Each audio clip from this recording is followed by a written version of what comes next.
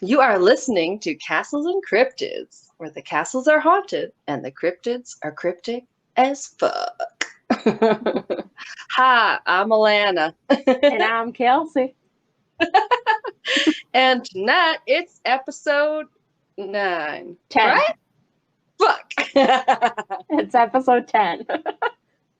I get stage fright. Yes. And We're I in don't know why. double digits. I Let's don't get know that. a let's get a clap. Let's clap for ourselves. Yay! Double digits. We did make it past the little hump thing that you said, the episode 7, so woohoo! Yeah. Yeah, we And still have, if you count our Patreon episodes, then this is episode 12. right? Yeah. That's true. That's gotta be lucky.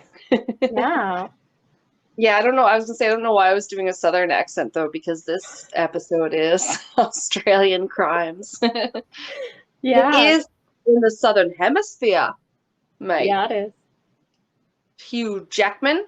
No, I love it when she says that on it's on one of the Despicable Me movies, actually, because it's Kristen Wiig.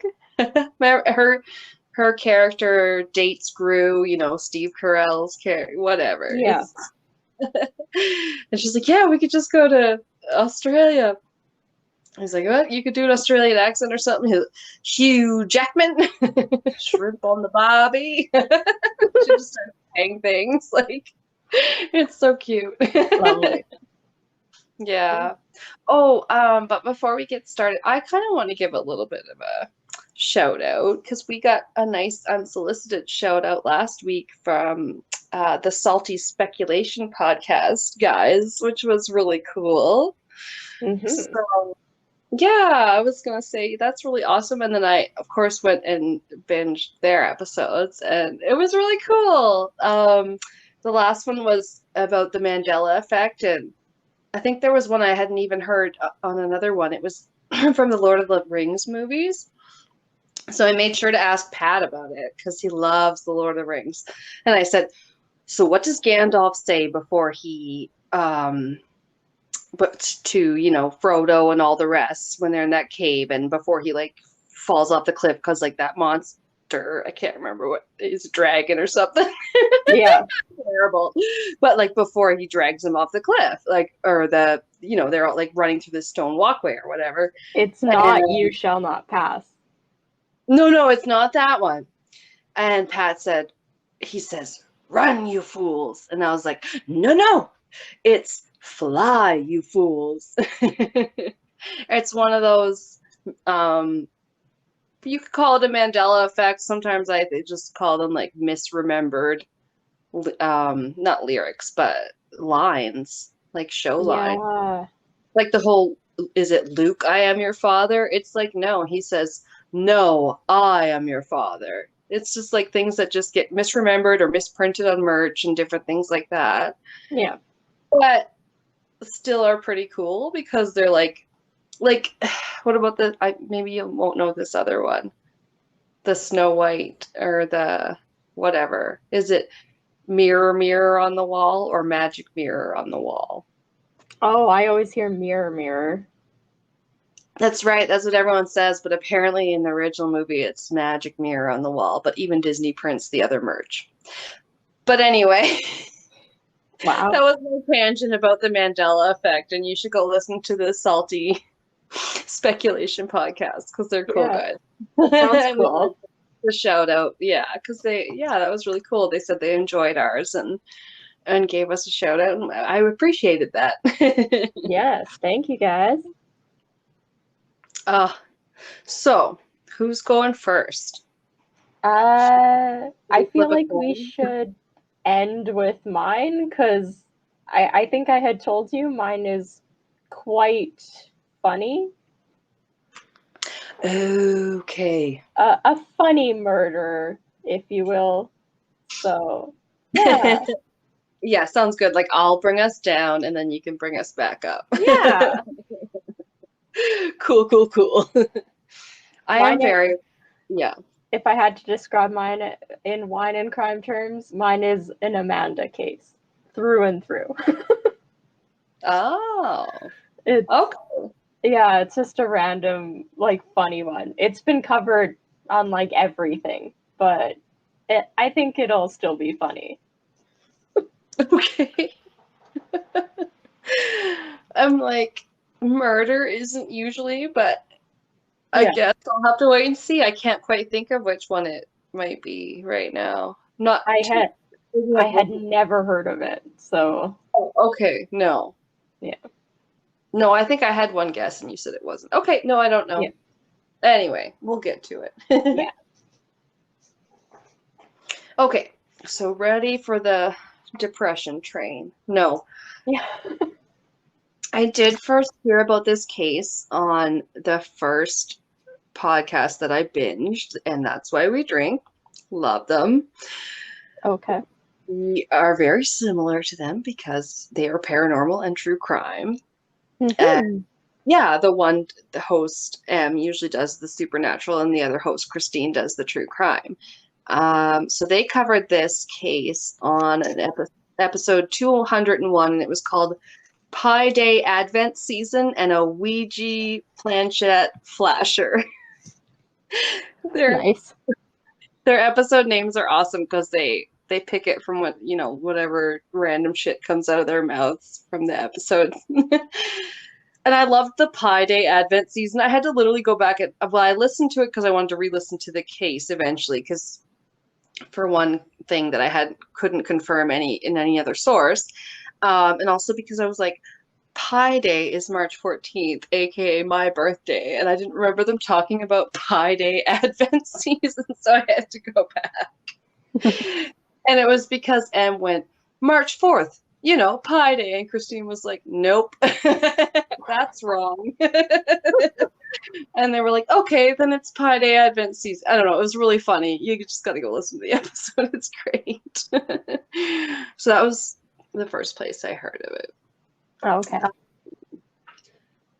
And then I have other sources like, oh, the other big source, like normally we don't like verbally cite our sources, but I got the majority of it from this really good in-depth podcast that was done by the Age Newsroom, which was the newspaper out of Melbourne, Australia, and the Sydney Morning Herald. So it was a 6-part plus a couple extra episodes podcast that was really excellent, hosted by Michael Batchelor and Richard Baker. So that was really, really good. And those were my two biggest sources. So I just wanted to cite them.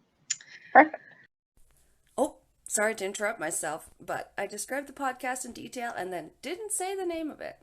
So if you're interested, it's Phoebe's Fall. Back to the show. So this is the story of Phoebe Hansjuk. And this is from the About Phoebe page on the Phoebe Hansjuk website. So Phoebe was born by emergency cesarean section early on the morning of the 9th of May, 1986, the year of the Chinese tiger. She's a Taurus, just like my sister. Except for Esther was born May 4th. May the 4th be with you. She was a beautiful, healthy, strong baby. She was a wild child and enjoyed the rich fantasy world of her own imagination.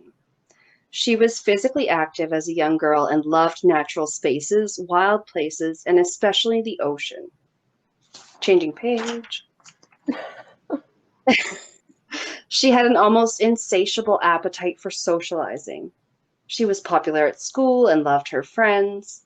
Phoebe was athletic and a fast runner. She played basketball in a team with good friends. When someone fouled her, she would suddenly rise to a different level of play. She would become determined and speed with the ball from one end of the court to the other, almost unstoppable.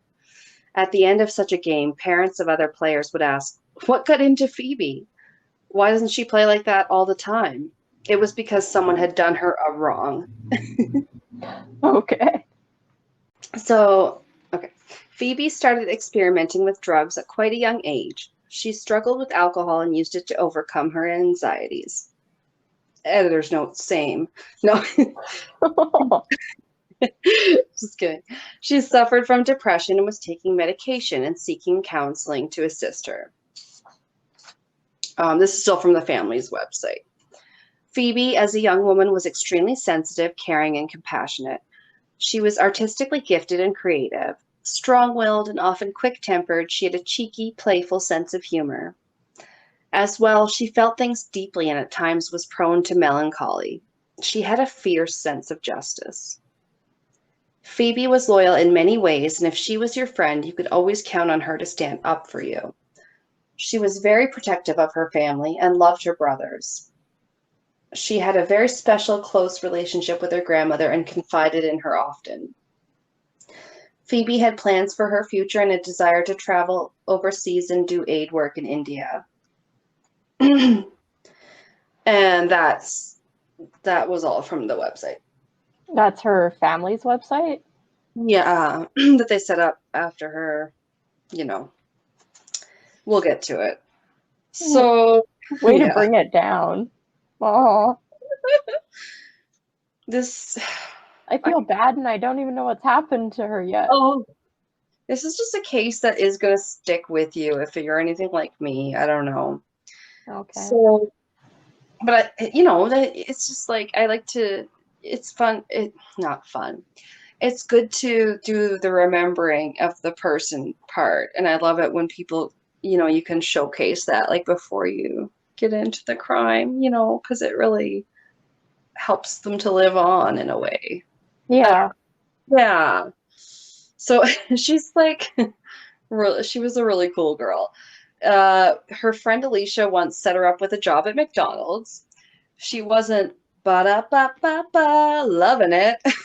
So she just quit that same day. But she didn't want to come back after she quit to drop off the uniform, and she knew they'd like take it out of her pay or whatever. So she stripped off in the back room and ran home in her underwear. Oh my gosh. And so I love that. How old was she? Do you know? Not at that part. I'm not too sure. I mean, you have to be at least 14 to work at McDonald's. That was literally my first job. Okay. I assume, yeah, it was probably like a small town, but so she started antidepressants at 16 years old, but her parents disliked this, especially when Phoebe would go on and off them without consulting her doctor. Yeah, fair. That's yeah, not good. No, that's not a great decision. She would get obsessive crushes on older men. One art teacher reported she asked him to have an affair with her, and she was subsequently kicked out of that art school. Well, to each their own. I'd say keep it out of when you're not in high school and definitely not your teachers. But good on the teacher. Good on the teacher for saying no. Let's applaud that. First of all, let's applaud that. Oh, you're right. It would be high school. I had like written art school, but that can't be right if she was. I'm not sure. I'm not too sure if it was high school, I feel like. But anyway, yeah, you're right. Yeah, any teacher type position. No. Like Yeah. you. Yeah. Yeah, exactly. It's the age thing doesn't bother me. It's the power position. It's the power position because they have it's not right because a teacher has more power than the student. Yeah. Yeah. So Phoebe was badass at kickboxing and karate. She would train 8 hours on a weekend. She was fast-tracked to get her black belt in 2 years, which would normally take 5. Good for her. She had these long, powerful legs. Not like super jacked with muscles, but she knew how to use them. She once performed a kick move for her instructor, and it knocked him out cold.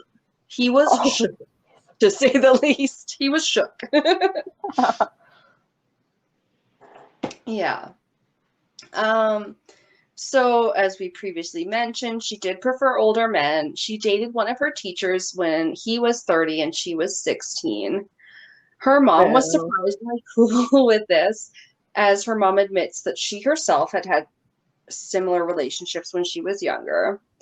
So, the older boyfriend lived with them and transferred, so he was no longer her teacher.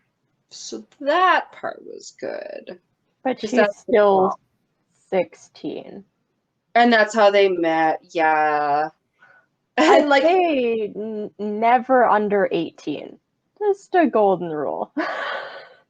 it is funny how like I kind of had wrote like not going to get into the psych of daddy issues here, but the teacher thing is obviously problematic, and the age difference is that large. The younger you get, the weirder it does seem. Yeah. But also not going to judge too harshly, because often I have dated and still my significant other is still older than me. Yeah. By a few years, but when you're older it does seem like it's less of a deal. So One thing I was saying that it's not so much at the, like, after you hit like your mid-20s, like it's not really considered, like nobody cares after the mid-20s, because they talk about like different stages of your life, where like after age like 25 you're probably in pretty similar stages of your life and going to be in, like, for the most part of the rest of your lives, where like before that in like high school or like early 20s you could be at completely different stages of life if you're talking like a huge age gap. yeah, which doesn't lend itself to a long-term relationship, because Yeah. yeah, as you'll change and stuff like that, you'll be wanting different things. Yeah.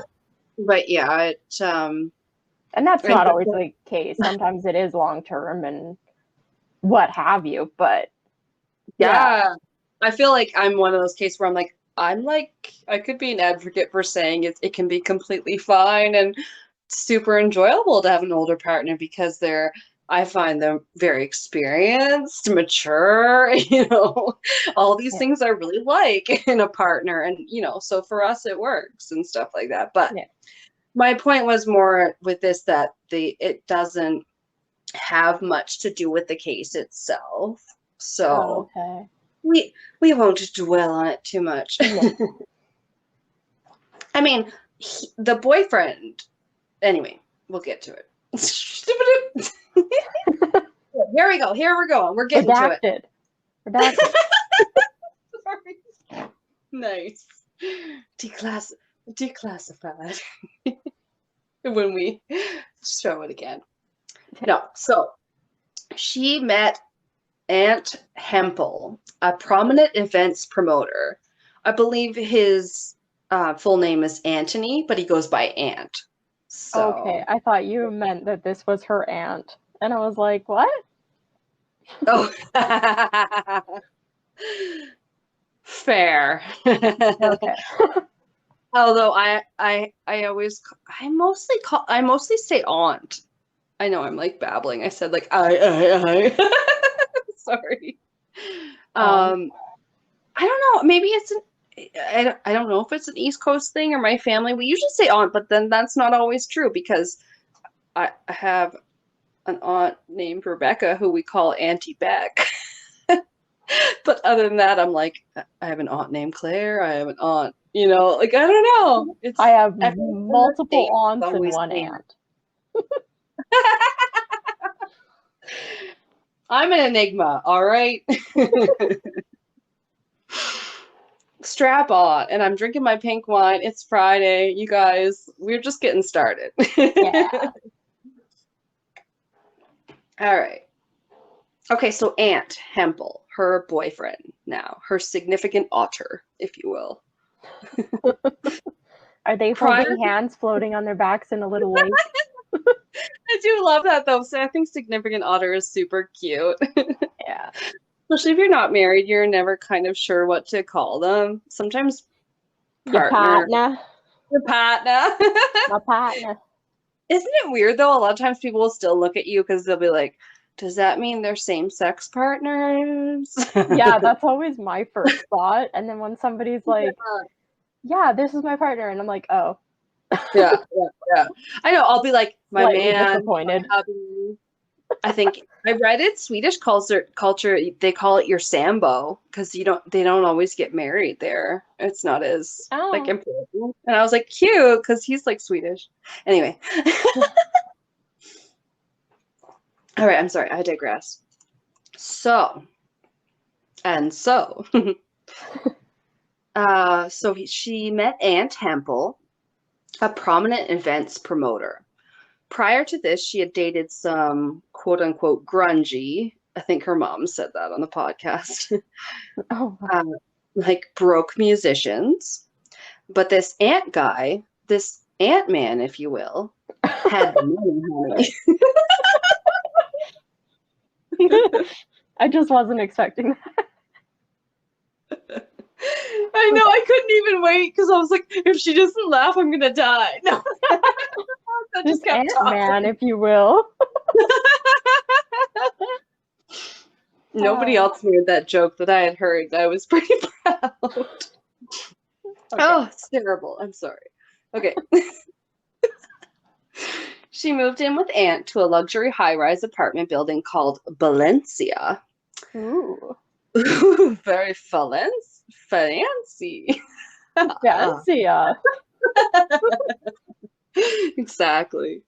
It was located on St. Kilda Road in Melbourne. It was fancy. Exactly. It had a book club, a wine club, a swimming pool, and a spa.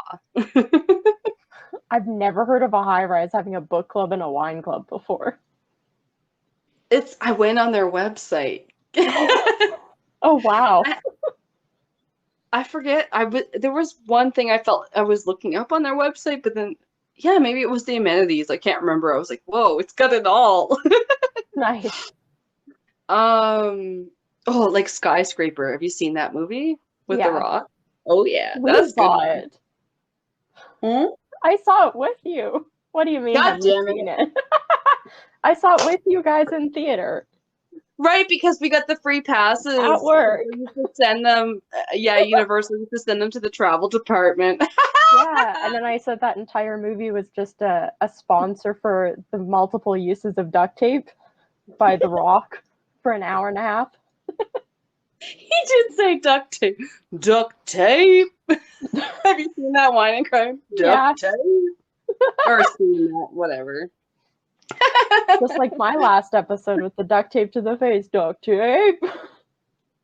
Oh, yes. And you said it was over their eyes. Oh. Yeah.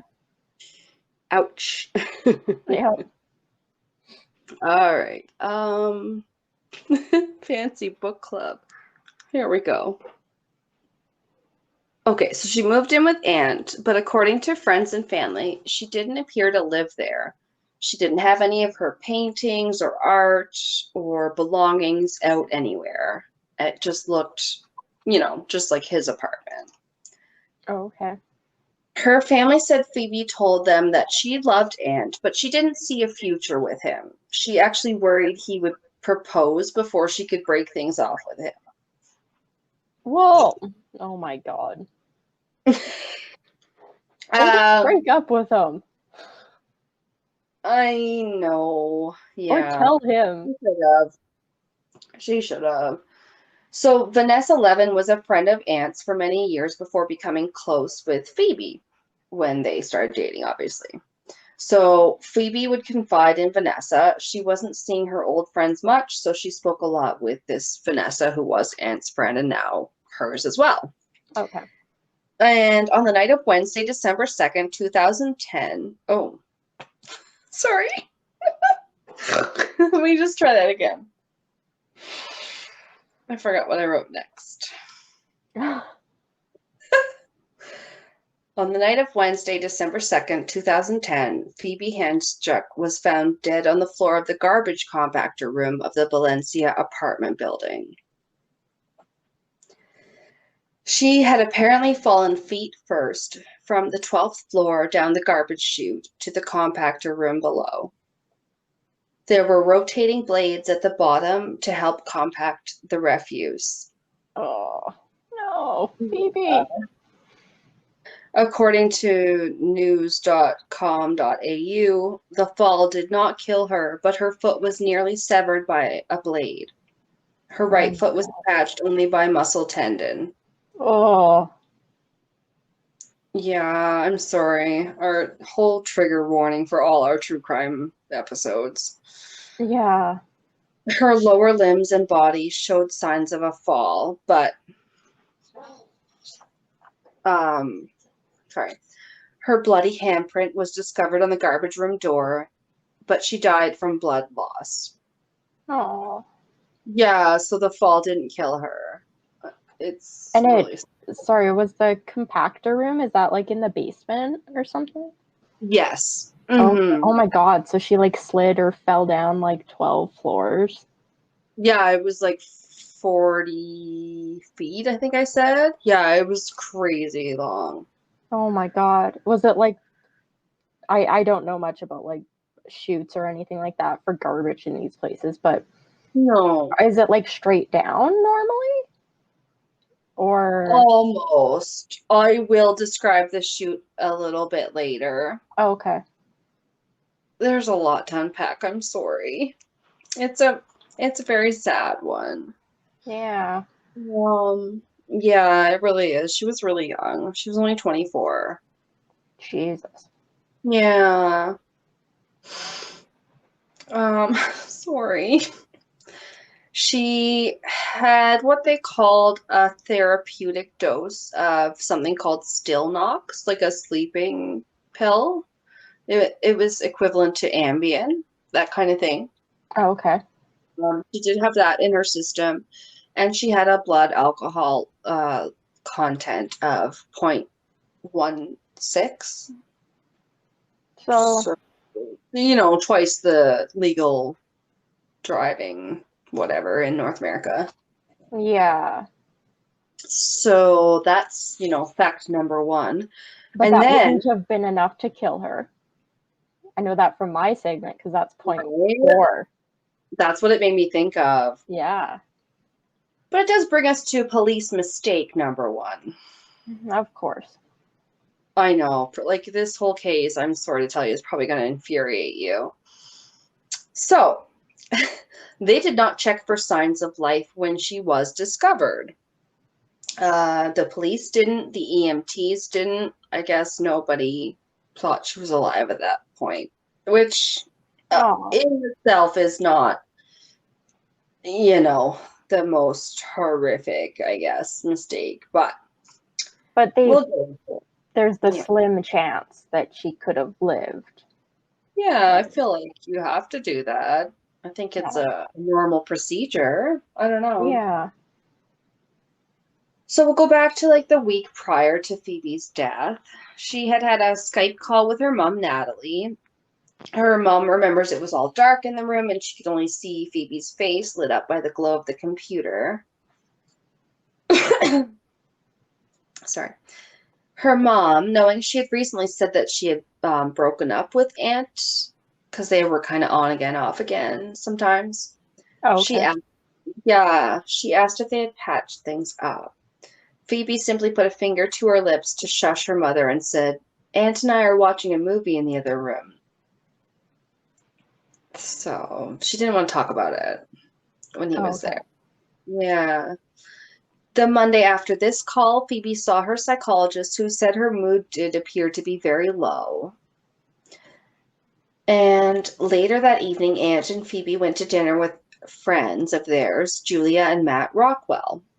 As Phoebe's friend Vanessa Levin explained, Phoebe had been opening up to Julia, whom she was really fond of, and then the conversation took kind of an abrupt left turn, and dinner ended abruptly. Sorry. And Aunt and Phoebe got home and had a screaming argument on the parking lot. She then called an old friend, Bren, and left to meet up for a drink with him. They hung out at a local bar, and during the hour Phoebe was there with Bren, Aunt called her 27 times. Oh my gosh. That's never a good sign. No, no, no, no. Also, when you're researching, there was a couple things. I thought something said in a half an hour, but I was pretty sure they had said on Phoebe's Fall podcast like 30 minutes. And that was one done by an actual newspaper in Australia. So I was like, I'm trusting their source like the most. Yeah. Okay. Yeah. Um, She got so pissed off, she went outside to call Aunt back and ended up throwing her phone across the street in anger. So we should say that Phoebe had two phones because this is kind of imperative a little bit later on. Okay. Um, but she had an iPhone that was owned by Aunt that he allowed her to use, and she also had an old Nokia, or as they said it in their Australian accent, Nokia. So cute. Nokia. Nokia. She had an old Nokia. Nokia. Maybe that's what it was. An old Nokia. I'm so Nokia. sorry. I'm a terrible person. Oh, and also we have like at least a listener or two in Australia, New Zealand. They're probably like kicking their phones right now. Yeah, I'm sorry. they're throwing their phones across the street. They're Nokia. Damn you, phones. Canadians. We love you. Taika Waititi forever. Yeah. Chris Hemsworth. Woo! Make Taika Waititi direct everything ever. Him, He's amazing. I love him. Yes, we already said we love I think I already said I love the New Zealand Prime Minister. All sorts of love. Okay. So she threw her iPhone, it broke, whatever. That night after that, she stopped by her mom's house. She talked to her mom's partner, Ed, for a while, and then was home by the early morning. The following day, it was a Tuesday, she calls her psychologist, her doctor, and a mental or a health crisis line, they said, but I believe, for the mental health aspect. Mm-hmm. She was concerned at this point about her drinking and her relationship. And then I put like, yeah, same. But then it gets kind of weird. So she did text her grandma at 4 p.m. that everything was okay. She would call her tomorrow, whatever, kiss, kiss. Because she's really close with her grandma too, right? Yeah. And then there's something that they called the tomato soup text. What? So on December 1st in the morning, a group text was sent from Phoebe's iPhone. It went, "Hi, family. I'm in bed about to sleep, and when I wake, I will transform into the most incredible human being you've ever seen. Not. I will go to hospital. It is much safer there, and I hear the special tonight is tomato soup. Delicious, nutritious. I love you all very much, but not enough to send an individual text. Sorry about that. But time to sleep, and I must be on my way. Merrily, merrily, merrily, life is but a dream." Oh my god. So Why does that feel like a suicide note? I think, in my opinion, without trying to spoil her too much, because someone wanted it to sound that way, that's what I think. Okay. Yeah, my second thing was that somebody wrote it. But it seemed so. But all I could think was, well, she had that Ambien drug in her system and a drink. I've sent some pretty fucked up text messages that you read it the next day and you're like, what did I even mean? The night, yes, when she was when her body was found, it had that in her toxicology. But at this point, it's like the day before on the Tuesday. Okay. And also, listen to who was included in the group text. It was sent from her iPhone to her mom, her grandma's partner, Ed Hempel, and a few others, including her boss. What? So it's just like kind of the most eclectic, weird group of people that you think you would ever just text all at once. Be like, oh, I gotta notify a bunch of people my girlfriend died. Let's check all these boxes. Let's notify Shaw Cable, Netflix. And just say some cryptic shit that sounds like God love them, but like a Chili Peppers lyric or something that they wrote when they were really high. Yeah. Also, it's what was I gonna say? Her boss. God damn it. Sorry, I just had a thought when you were talking that it went out of my head. That's really weird. I don't know. Tomato soup, delicious. It's just all Yeah. odd and creepy, and I don't know. This doesn't seem normal, I No, guess. not at all. No. Oh, so who it was not sent to was Phoebe's grandfather, who was a retired detective named Lorne Campbell. He Because it's talking said, about tomato soup and his name's Campbell. I love that. Okay. "Oh Carry my on. God, no! I didn't even make the connection." As soon as you said the tomato soup text, I'm like, oh, is it going to be about Andy Warhol and his tomato soup Campbell painting? No, I don't even know what it's about. It's like I said, yeah. Oh, that's what I was gonna say. It gives me like Britney Spears vibes because the way people think that her dad, who has the conservatorship or someone like that, has control over Instagram because like she just kind of posts these videos of her like dancing and it's kind of weird sometimes. And Oh, well, and all sorts of other shit that we don't have time to get into because I've heard whole podcast episodes on it. oh my gosh. Well, even Pat had heard about that. I was impressed. I was like, yeah, I listened to a podcast about Britney Spears. He's like, oh yeah, about how they're like controlling her and like her dad and the conservatorship. And I was like, yeah. Crazy. Surprised you knew. All right. So it wasn't sent to Phoebe's grandfather, like we said, because he was a retired detective named Lorne Campbell. He said it was Campbell soup. odd. Not only the content, but also the fact that it came early in the morning after what he called a bender. So, yeah, they had gone out to dinner, remember? So she probably had some drinks Mm-hmm. and she would have been hungover, presumably. And he said, like, or thought normally she needed at least a day to recover. And I'm like, yeah, okay, that's reasonable. Yeah. Yeah, she probably would have been radio silent. I don't know, like me on Sunday. I don't want to talk to anybody. So Aunt told police he dropped her phone, Phoebe's iPhone that she had thrown in anger for him calling 27 times, if you recall. Yeah. Um, Dropped it off for repair early Wednesday morning. But actually, this text was sent from Phoebe's iPhone at around 10:30 a.m. Wednesday. So it's kind of unclear what happened there. And we'll get into it a little bit more. Yeah. Her Nokia phone has never been found. Excuse me. Aunt later said it may have been Thursday he dropped it off.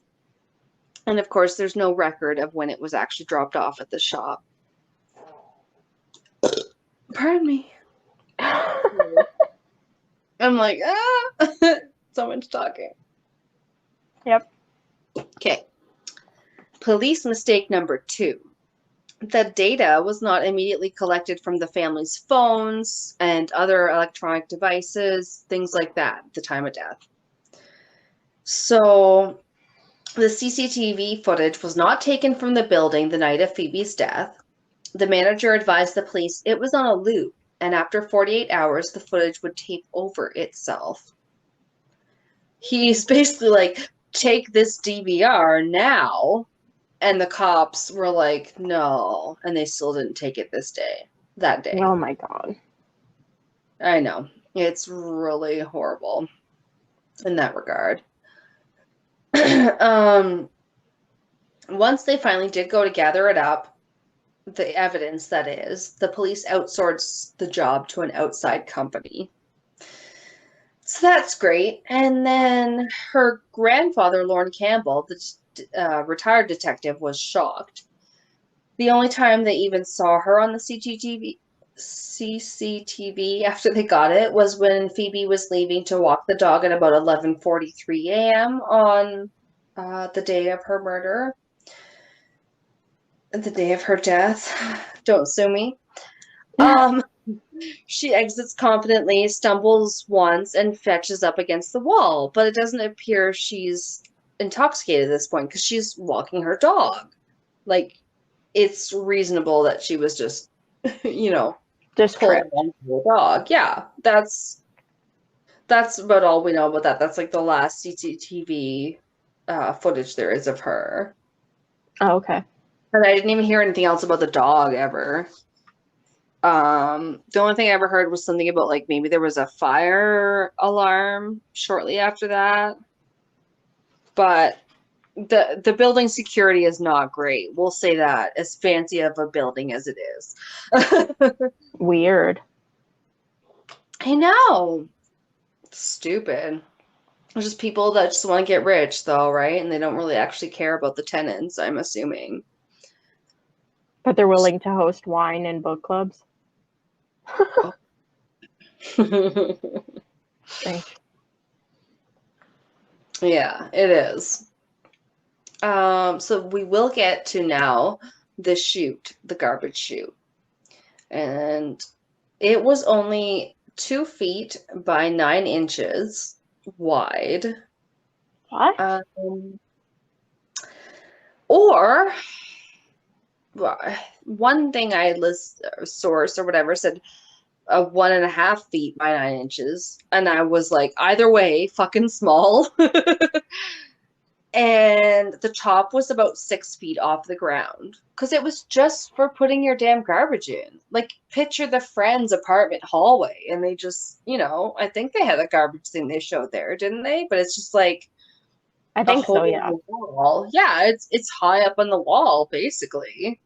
Doesn't seem to me like a logical place to kill yourself, but that's just me. No, but I also can't imagine, like, 9 inches isn't very much. How would you fit a garbage bag in there? I think that's what's confusing me about that scenario. Yeah, 9 inches high. I guess it's not very high at all. No, like I'm trying to picture a garbage bag filled with garbage and you trying to fit it in this chute and being like, this chute's too fucking small. Let It's alone hard to shoving say a because person in there. Like, it's that random way that like we're Canadian, so like the rest of the world we mostly measure in like feet and like meters and shit and the metric. But then like I don't know, there's certain things where like, you're here like well, 2 feet isn't or a foot is like 12 and a half inches. So that's not even a foot. Right? for the height. I believe, yeah, it's pretty small for the height. It's crazy. It's not easy to get in there. That is the point. You've nailed it. It's not easy. Yeah. It's small. Yeah. It's similar to like a library drop box or an oven door, so it's like Yeah. a pull down, drawer. And then it's a short passage, and then into the vertical chute, which is the free fall for about 12 stories or about Oh my 40 God. meters. Takes a little over 3 seconds to actually reach the bottom. No. Yeah.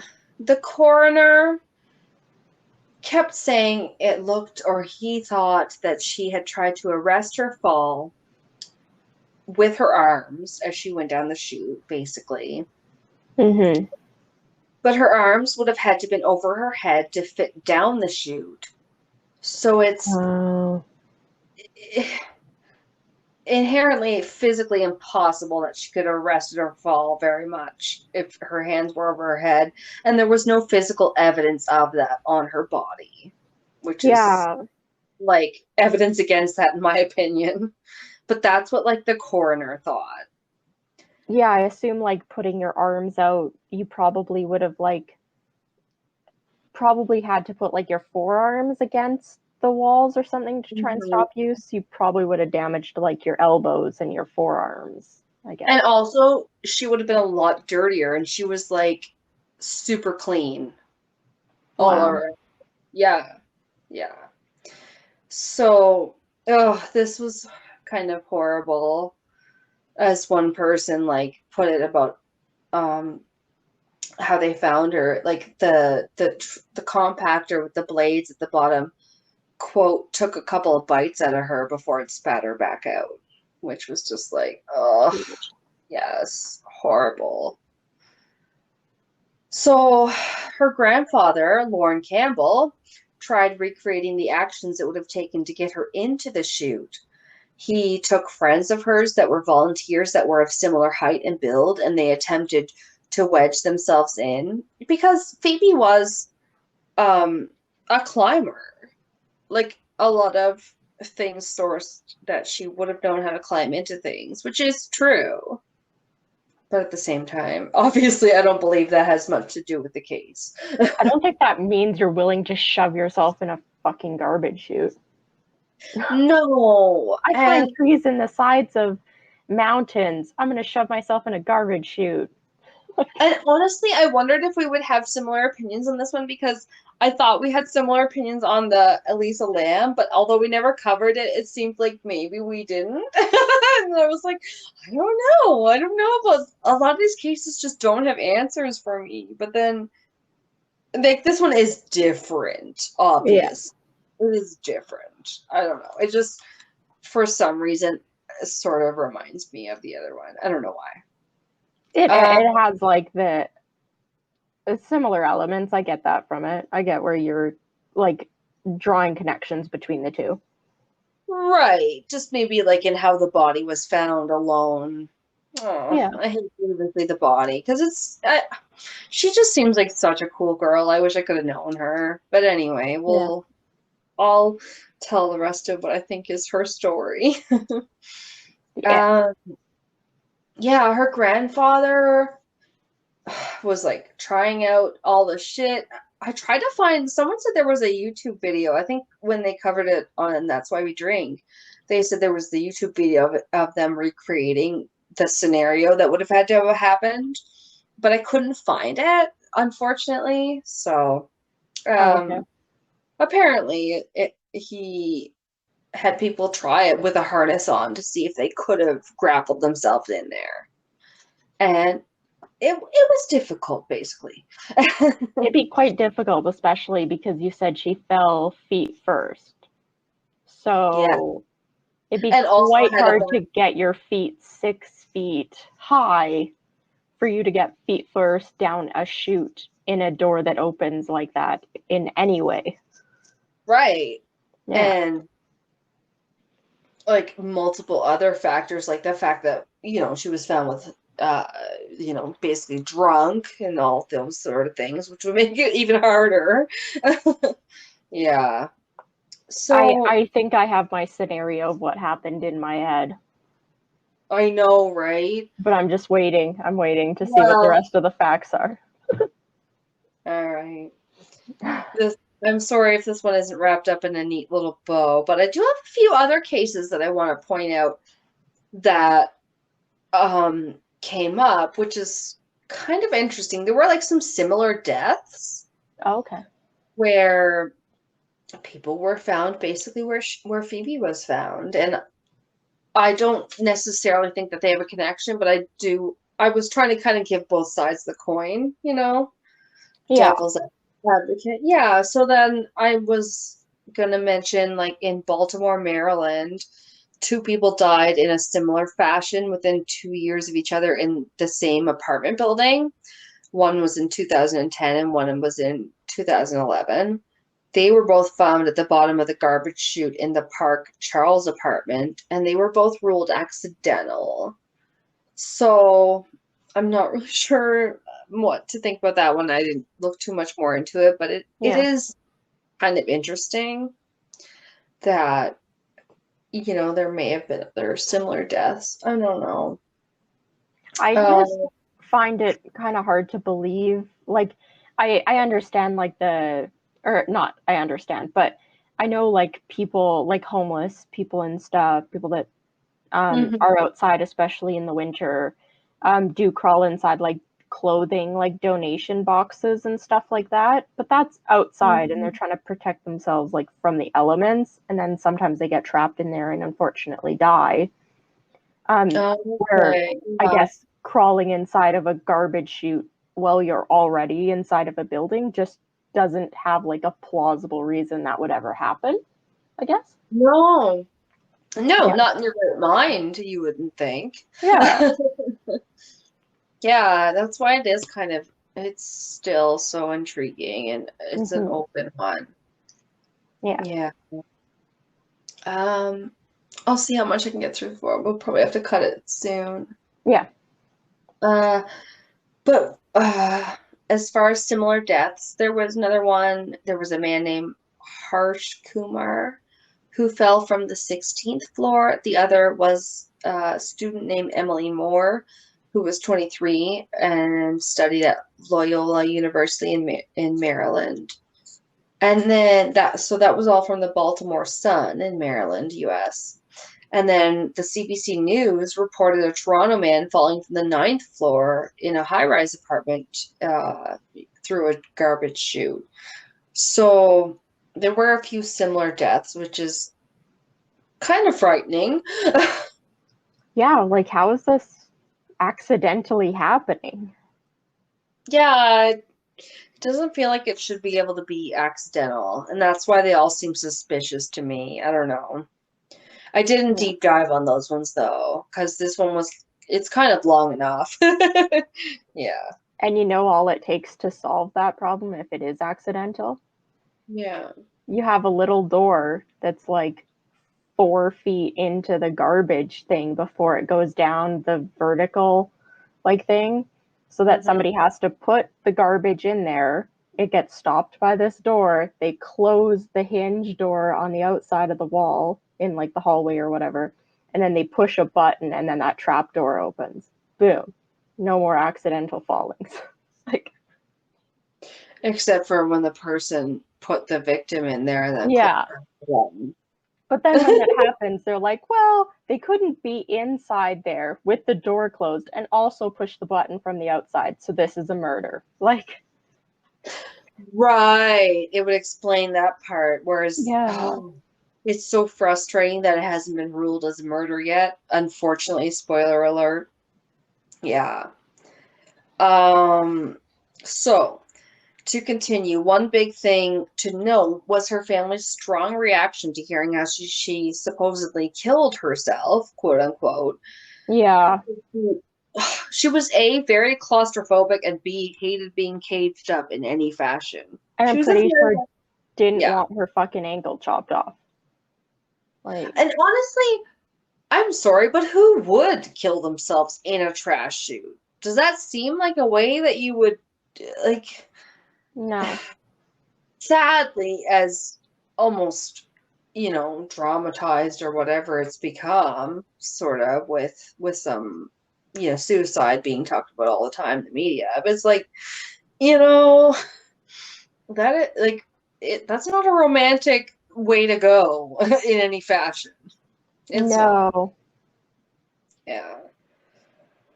And that's just it. Her mom said she would have done something so much more poetic if she were ever to do that, which she didn't believe. But she said she would have, Phoebe, if she had done something like that, jumped off a bridge or off a waterfall. She had also promised her mother that she would help decorate the house the next day for her little brother's 18th birthday. So there was no, reason to believe that she wasn't sticking around. There was all sorts of planning for events coming up about. Yeah, that's a big thing. The other big thing I find is there were no fingerprints found outside the garbage chute or around it at all. Oh, so not even like fingerprints of people that opened the door to use the garbage chute? Presumably not, because it was clean. So clean you would think it was probably wiped clean. Which Yeah. makes it even more suspicious. Because, I mean, it's Oh, not like they oh, don't live in the building and use that garbage chute. somebody would have to. Yeah, Exactly. Exactly. that's like, wow. Okay. Stop cleaning your fingerprints off places that they're supposed to be. Oh, Oh my I'm god. getting there. Okay, hang on. Let's do a quick. Yeah. I'll just pause this one because it's getting super long, and I do have to pee a little bit. So if you give Okay. me like 3 minutes. Okay. All right. Okay. So we said how there was no fingerprints Yeah. found around the garbage chute, and she was also found with her pants undone and around her knees. Did I say that? No. She was, although there was no evidence of sexual assault. So it's debated whether that had to do with her getting into the chute or not. I would think it would if someone was pushing her in, because if you had your pants down around your knees and you were trying to do something, it would be extremely hard. It's extremely hard to waddle over to the toilet with your pants around your knees. I mean, come on. Yeah. I don't think you're somehow getting, like, doing it. Ooh, baby. She was well, like, intoxicated and on the drugs. She did a handstand in the hallway for the hell of it, opened the garbage chute with her feet, undid her pants, pushed them up to her knees, and then, like, launched herself like a action hero into the garbage chute, feet first. Well, that's what Ant would have you believe. I'm sure it is. He's just sitting there like, damn it, she loved doing shit with her feet and her pants around her knees. I I'll just, miss her. She was it's, crazy. yeah, she seemed like a beautiful soul, and I don't know about that guy. He just seems like an asshole. Yeah. But he was never charged or suspected, so anything I have to say has to be like allegedly or whatever, right? You Yeah. can't call him a murderer, but he's obviously a murderer. Um, so, aftermath and Ant's moves. On the day of Phoebe's death, there was a window of 7 hours where, from when she was last seen and when she was discovered, we don't know what happened to her. Their cleaning lady that cleaned the apartment saw her at about 12 noon, and she was discovered at 7 p.m. Okay. So no official time of death was ever determined. The police and the coroner had different opinions on whether the medical examiner slash coroner coming to physically check her body in situ would have helped. I'm inclined to believe it couldn't have hurt. I don't know why the coroner wouldn't come out to the site of death. Yeah, right? Yeah, apparently the police and the rest of them were all divided on that. So who's to say? I don't know. Stupid. Yeah. But I mean, there's stuff that'll come out. Ant says he was in meetings all day with his friend, colleague, and neighbor, Christo Van Egmont, all day. He says he was not near the apartment that day around the time that Phoebe was found, but his swipe card showed that he got home shortly after 6 p.m. And Phoebe had been found at about 7, if you recall. Yeah. So he was there for a bit. He says when he got home, she was not there, but there was a mess and signs, in my opinion, of a struggle. There was glass broken on the floor. There was blood on the keyboard of her laptop computer, and Phoebe's purse was gone. So, what did Ant do? He had a cigarette and a beer. He called a few people, a work colleague, Vanessa Levin, and he ordered takeout from a Thai restaurant. Oh my God. What was odd about that was that he had been due to go out with Phoebe and her dad to celebrate her dad's birthday at a Thai restaurant. That's ridiculous.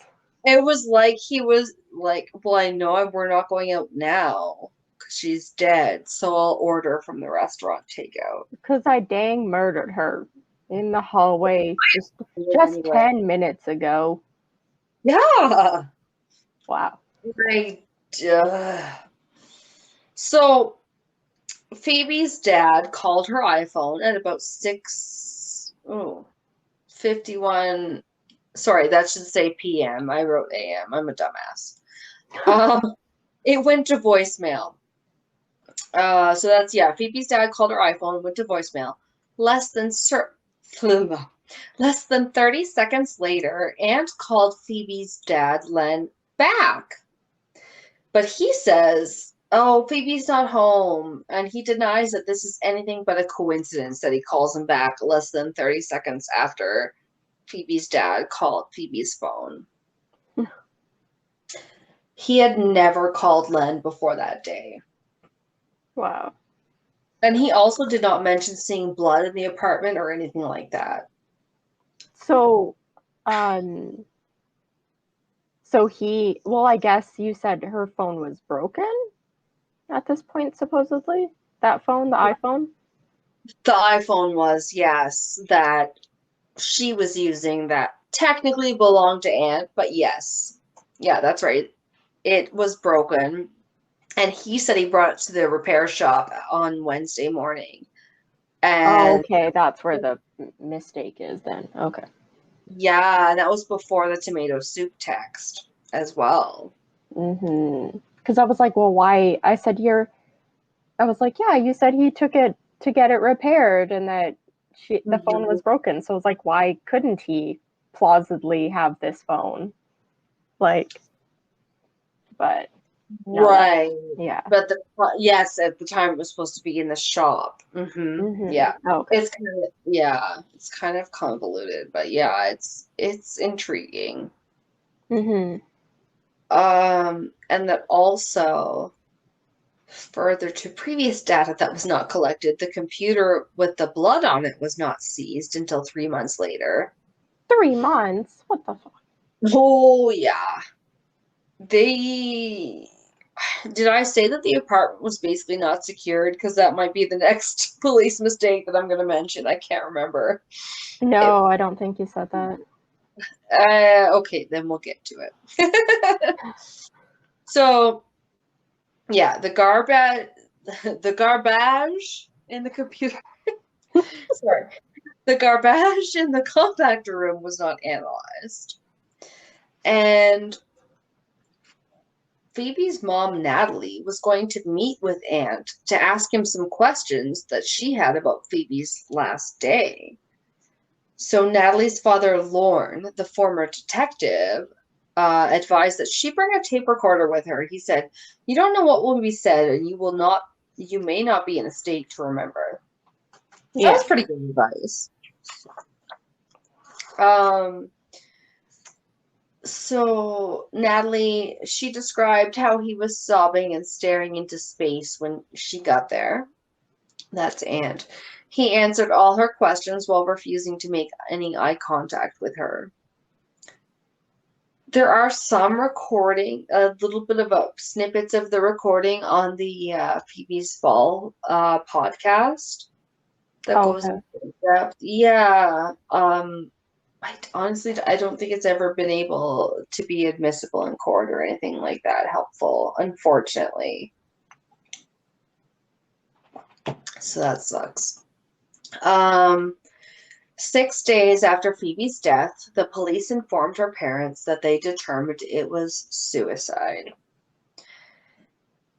The family was in shock, and even the coroner's advisor person, sorry, my own words, obviously, disagreed, and they thought it should be ruled open, like an open death. They didn't think it should be deemed suicide, homicide, whatever. Like, open is like, we don't fucking know if it was accidental or whatever. Okay. Uh, right. And they basically deemed it not open in like record time. It's just so stupid. So Aunt then posted onto Facebook that Phoebe had struggled with depression and, quote, took her own life. And he also did not want an inquest into her death, or as he put it, to know any details at all. He acted like it was like too much for him to really have the details, even when it was like Phoebe's parents asking him, like, can you tell me what happened? It's our fucking daughter, you Yeah, know? tell me what happened while you sat there eating Thai food on the couch. Like, Yeah, who fucking killed her, obviously, in my opinion. Not so fun fact, Ant's father was a former Supreme Court judge. So that should mm. tell you all you have to know. So he's a self-entitled little douchebag. named I Ant. think that's all that got him off. I don't know. But Phoebe's death was deemed accidental. Ant applied to be recognized as next of kin so he could get what's called a death benefit. Oh, you asshole. Yeah, I just wrote, not sure, kind of sounds like a life insurance, but not, more through the state, maybe? I'm not too sure. Yeah, for But, your on again, off again girlfriend. That's bullshit. right, that has a That's such family garbage. that you killed, probably. But he eventually got $118,000. No. And after months of back and forth and hemming and hawing, he gave it to her brothers. What an Oh, altruistic person. they probably showed up at his door with some incentive weapons, as I probably would have. Or her We won't grandpa know. rolled up to his door and was like, "Hey, bud, like." Oh, I wow. mean, he is just scum. I don't Yeah. know. So, another thing I had forgotten about before researching it again, but they did mention on, the first source I had listened to, and that's why we drank. But Ant's previous girlfriend from 8 years earlier also died under mysterious circumstances. Oh my god. Did she die in a garbage compactor instead of a Just garbage chute? everything. Just get ready to be so mad. Just clench your support stuffed animal. Okay. Her name was Bailey. Mm, that is like your animal too, Bailey. Yeah, Bailey's my cat. Aw, It's even no. worse than I thought. Um, Her name was Bailey Schneider, and she was found with a gold cord wrapped tightly around her neck, but it wasn't attached to anything. And this was when this Bailey had been dating Ant. And the police ruled that one a suicide, even though there was nothing in the room that she could have perceivably attached this gold cord to. Wow. So that's fucked up. That I can't believe he wasn't a suspect then. I know. Like, that's But the most shocking thing then. If you have that happen twice, no. although remember, what's not talked about a lot, and even the research I did, was that his father was a former Supreme Court judge. So maybe he greased all the wheels for his son, the asshole. I don't know. Yeah, the son, the asshole murderer. Oh my gosh. Yeah. You're right, I'm angry. Oh, it's terrible. Oh. So, but Phoebe's send off was beautiful. Her father was of Norwegian descent, which I was not surprised to learn, given that her last name was Hens Juck, and I wasn't sure how to pronounce it. But yeah, so her father had been of Norwegian descent. I don't think he was born there because he went on a trip to Norway once and with her was like, oh, look at all these longboats, it's beautiful. And that's what inspired him to build her a Viking style longboat for her funeral. Aww. It's so beautiful, I think. They chose a resting place on a lake and they draped this boat that her father had made, handcrafted in marigolds. So they draped it with these flowers and they set it ablaze and they watched it burn as the sun set, just like the Vikings do. They let the boat go off and they burn Yeah. it, and it's beautiful. Yeah, They sad but beautiful.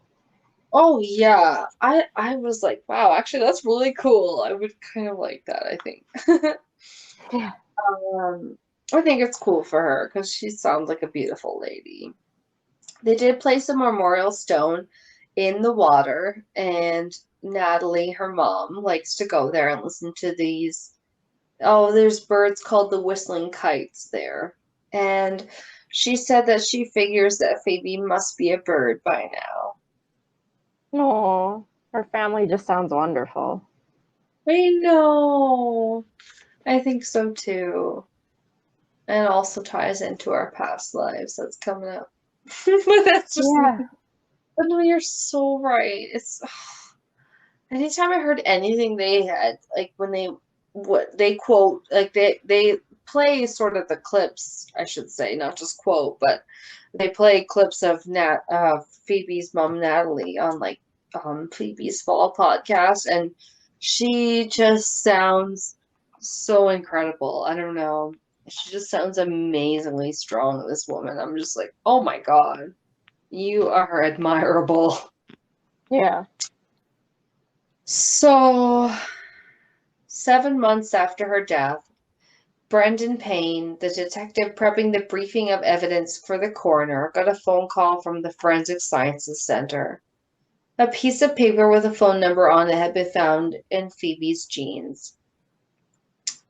Unfortunately, that lead was a dead end, and it was listed to a person who turned out to be a fake. A couple of other loose ends included her hair straightener being left plugged in when she was, found murdered. And Wow. also, yeah, her sunglasses were found near her body in the compactor room. And there's just Strange. it's unanswered shit that's just like, it seems so cut and dry if you think that the boyfriend did it. Yeah. Also, the police were confused about how Aunt's parents got in without a card the day of Phoebe's murder. Seemed like everybody got in that day and it wasn't a very secure building at all. Yeah. And then I did look up a little bit because of how she had the sleeping pills, like the still knocks they called it, Yeah. but it's very similar to Ambien. But apparently, they can affect the behavior, of course. I'm not going to discount that. But most deaths attributed to anyone on Ambien or Stilnox are from an accidental overdose. There are some cases where people have been known to do strange things like, say, open a balcony door or window, climb up the stairs, whatever.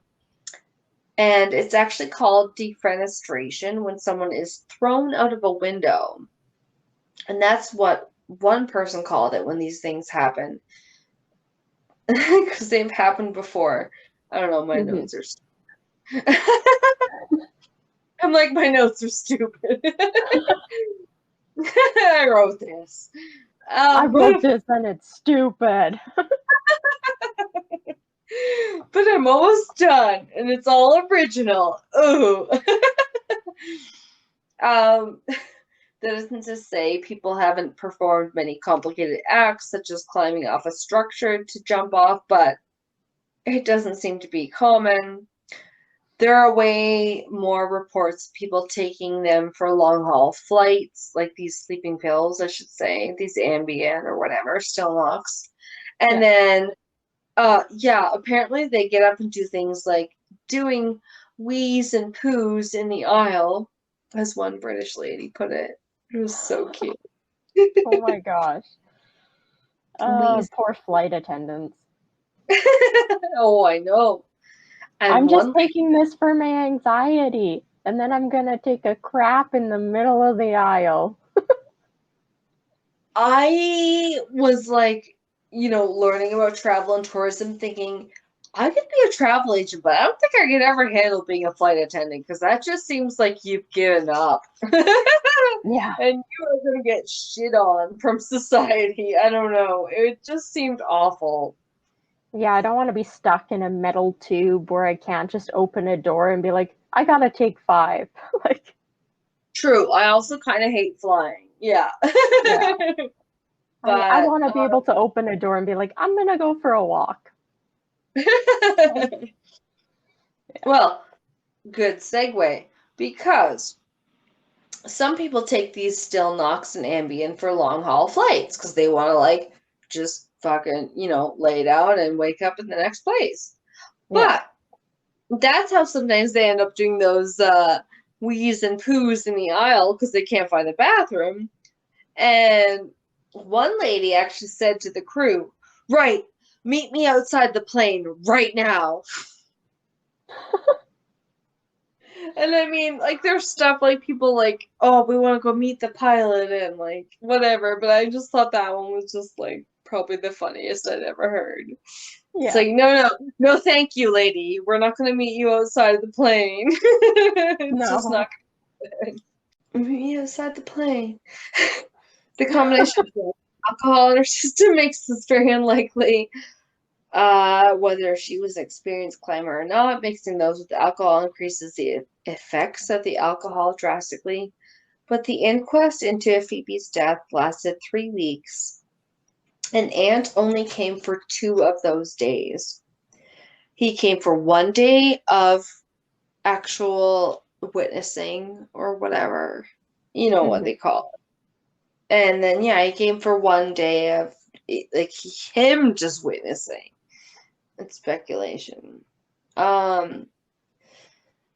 The coroner's report was not changed, though. They did post an update episode. It talked about how they're still fighting to have the laws changed that hinder families questioning their reports. So that's nice because for a long time they had told her not to bother, or Natalie, not to bother trying to fight the inquest because if they lost, it would hurt her case even more. Oh, okay. Well, I'm almost done. It's a long one. So, as far as any new laws, families can now apply to have wordings changed in the coroner's findings. If there's some error in describing something that doesn't sit well with the family, they can apply to have it changed, which apparently wasn't a thing before, I guess. And Sister Chrissy posted the following on Facebook about Phoebe. In loving memory, I just stumbled across my favorite pic of beautiful Phoebe. I miss you, darling. You were a fragile little flower that no one watered. You and your family were let down by the justice system and those that represent it. I only hope that one day the truth will come out so they will know some peace. And then finally, a poem by Phoebe that is.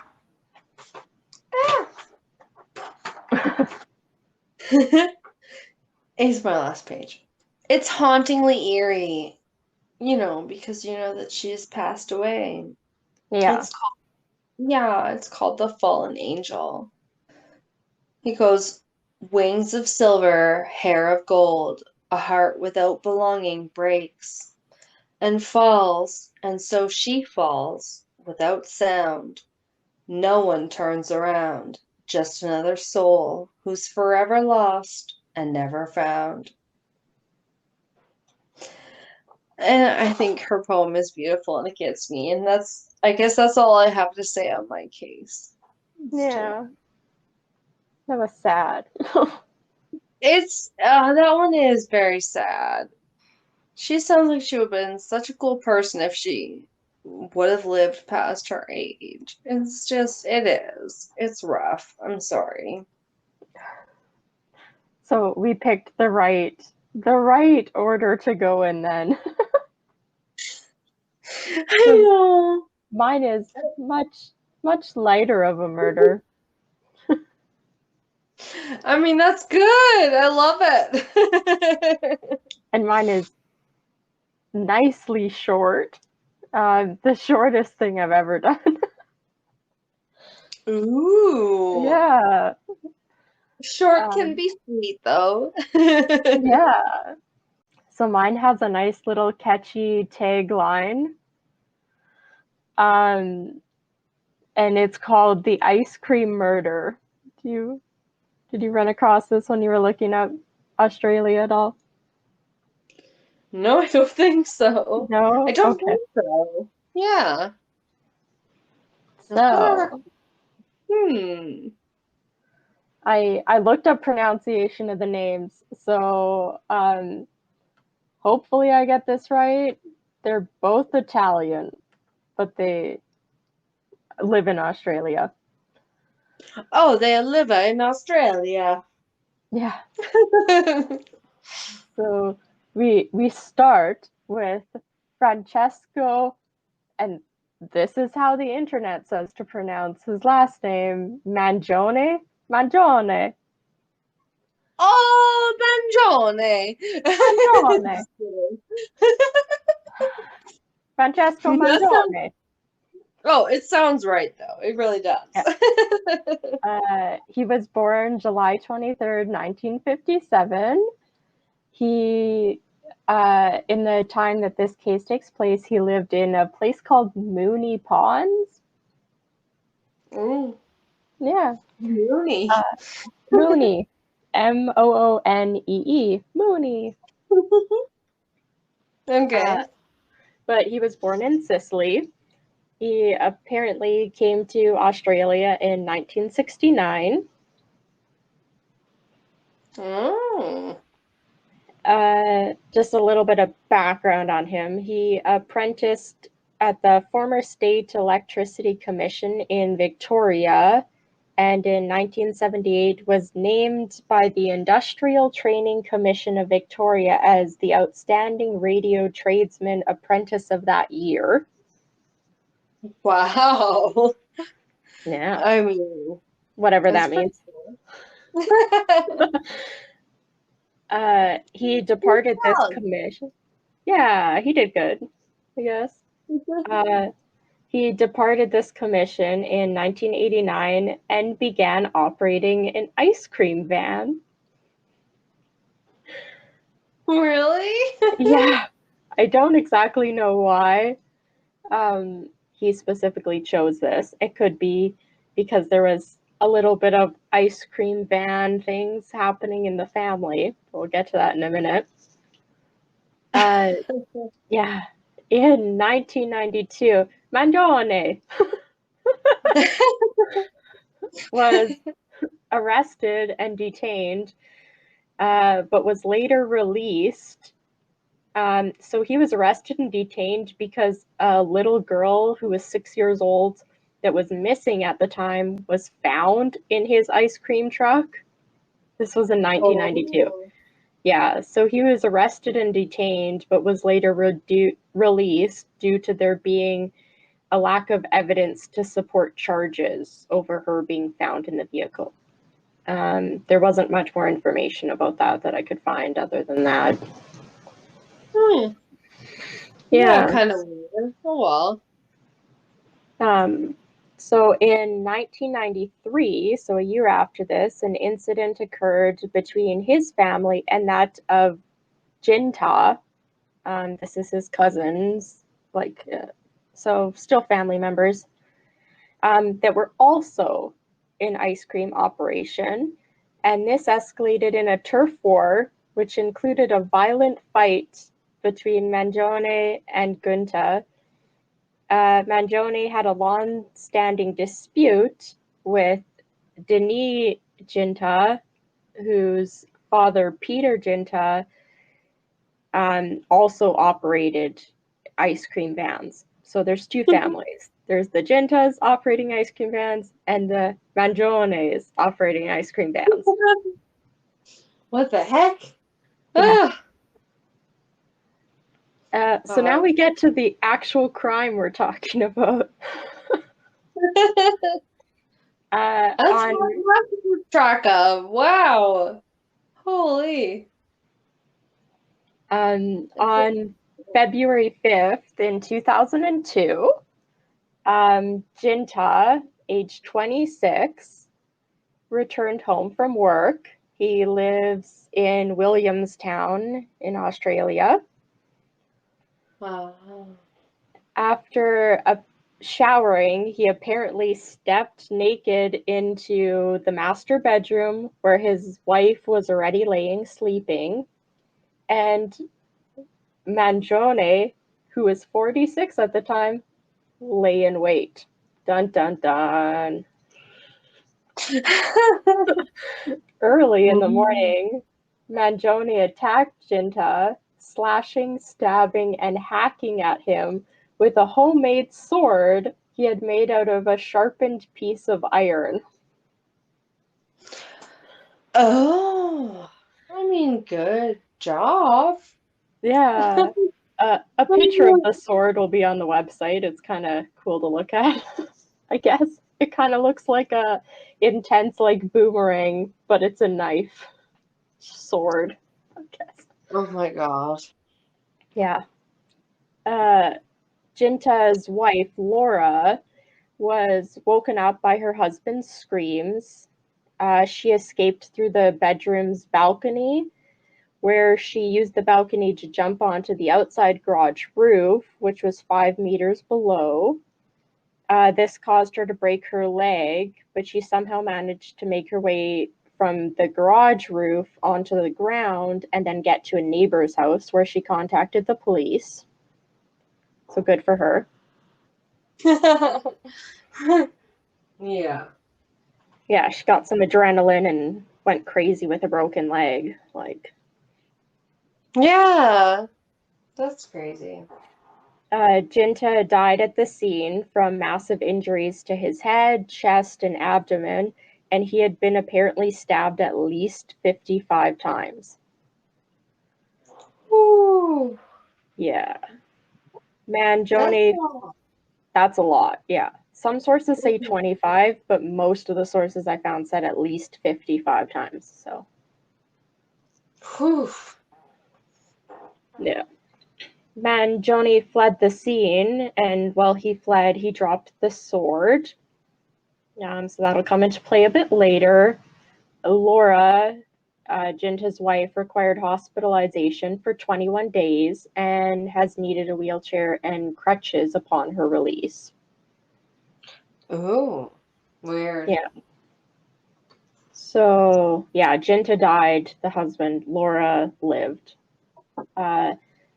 So during the trial, it was revealed that Laura was unable to see the intruder's face because he was wearing a mask during the assault. But there was a glove that was found at the scene which contained DNA evidence, and that was linked to Mangione. Their names are so Oh. His DNA was also found on the handle of the sword, and there were some tools found in his house which were forensically linked to be used, or linked to the tools that were made to use the weapon, made to make the weapon, not use the weapon, make the weapon. Oh. No, yeah, I get it. Weird. Mangione's lawyer, David Brustman, said he was not disputing that Jinta was murdered by a supposed assassin, but he said Mangione did not commit the murder. He said that a turf war over ice cream vending had existed for years earlier between the men's families, but he disagreed that there was a simmering dispute or any festering grievance. So he was saying it was kind of all being blown out of proportion. Oh my God. Really? Yeah. So Weird. during the trial, the court was told about the turf war over territory in which both families operated ice cream vans. A previous fight with the victim and the turf dispute was the only motive for Mangione wanting Jinta dead. The judge said if there were any redeeming features of this crime, the evidence did not reveal them. It was a planned assassination. It was committed in cold blood in the principal bedroom of the victim's house. Oh, there you go. Yeah. So Laura Jinta apparently cried during court as she described her husband's fearful screams during the attack. She said that her husband was trying to protect himself as the silent attacker waved the sword around like crazy. She said it was like blood going everywhere. It was like bottles exploding. And her husband, Denny, was in so much fear. I remember the murderer looking at me, and I'll never forget those eyes. he was saying, take what you want, or her husband here was saying, take what you want, leave us alone, don't hurt us. But the man didn't listen. Ew. Yeah. Miss Jinta said that when she woke up, she saw her husband struggling with another person and that she escaped through a sliding door to a balcony where Mr. Jinta told her to run. She screamed for help from the balcony, but fearing that the intruder would hurt or kill her, she made her way onto the garage roof and then jumped onto the roof of her family car, and then from there made her way to the neighbor's house. Wow. So an interesting twist so during the court trials, the court was told about Jinta, the victim, who had been cultivating marijuana at their home and apparently been selling it. So there's that aspect that might play in a little bit, but it's not really like discussed again during the trial. Weird. Yeah. DNA from a glove found at the Jinta house and DNA samples in a car owned by Mangione's father were alleged to have matched those found at the murder scene. And Mangione pleaded not guilty to the murder. The main issue in the trial was whether the jurors would accept or reject like the DNA evidence. And pretty much a whole bunch of like circumstantial evidence, I guess you'd say. Peter Jinta, the victim's father, cried as he described shameful behavior involving himself and other family members in 1993. So this is, I think, kind of where like the turf war started. And this, I don't know, these two families just sound crazy to me. So during this, he said that Peter Jinta, so the victim's father, said that he hit his sister with an ice cream van as he drove near where other family members were fighting in the street. Oh, really? Yeah, he said Mangione's father was present in this fight as well. So this is their two fathers like talking. And it's like, yeah, I ran over my sister with a truck, and the dude that killed my son's father, he was there. Like, yeah.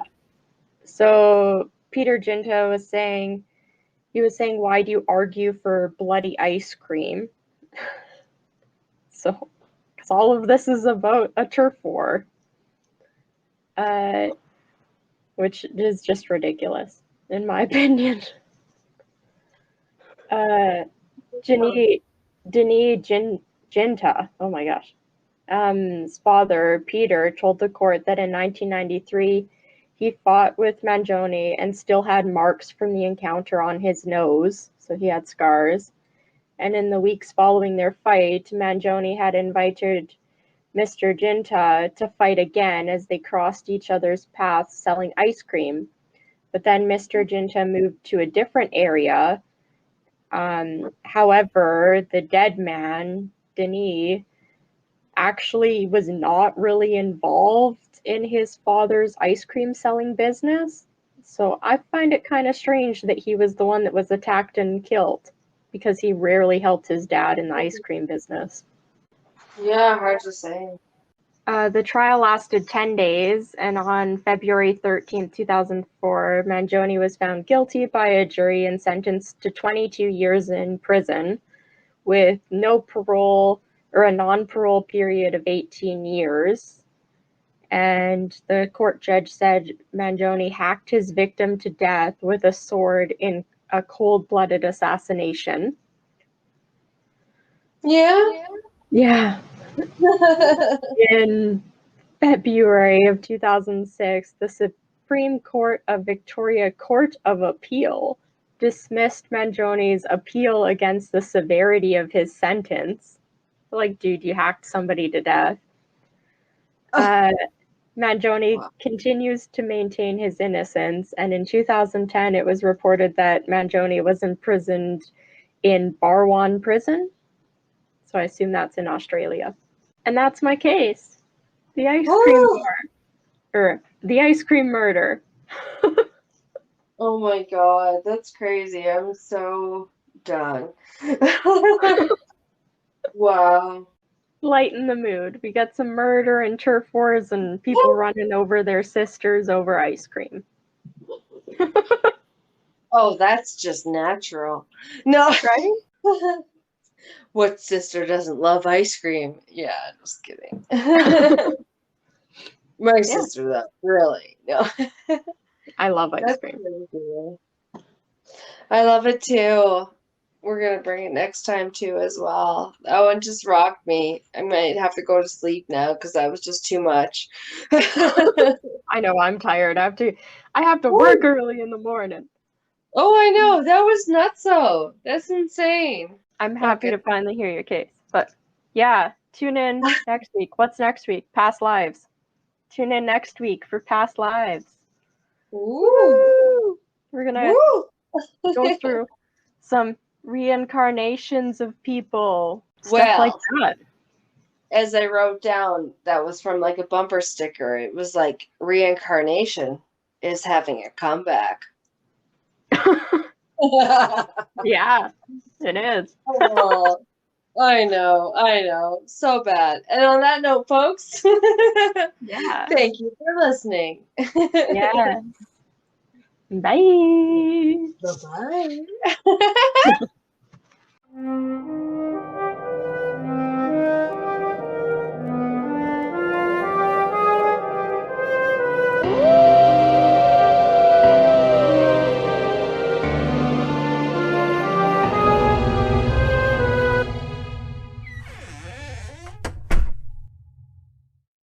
This has been Castles and Cryptids. You can listen to our podcasts on Spotify, Apple Podcasts, Google Podcasts, Anchor, Breaker, and Pocket Casts.